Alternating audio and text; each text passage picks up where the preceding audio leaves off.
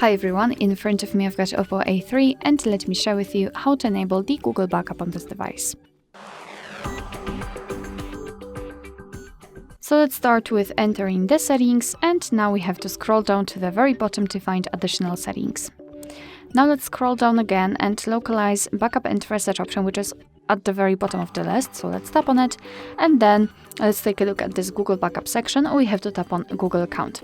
If you've got your Google account currently added to the device, you will be able to simply choose it from the list. If not, you will have to add it just like I have to.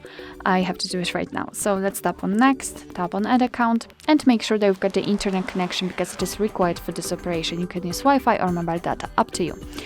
So here in this step, you can either create a new account if you do not have your own yet, or simply type your email or phone. So let me do it and tap on next. Right now we have to enter the password, so let me do this out of the screen.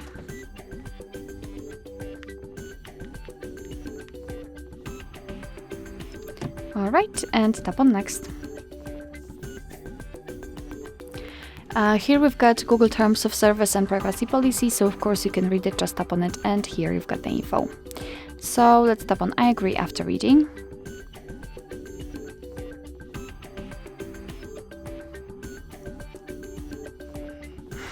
Okay, just choose the account, and now we can decide what we want to back up, so photos and videos or other device data, or both of course. It's up to you, I'll choose only this one and tap on confirm. Let's tap on manage backup, and here we've got the backup section where we can check how much space we've got left. We can manage the storage, so for example remove some unnecessary files.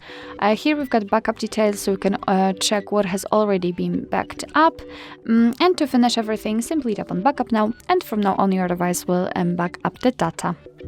Alright, so that will be all. Thank you so much for watching. I hope that this video was helpful, and if it was, please hit the subscribe button and leave the thumbs up.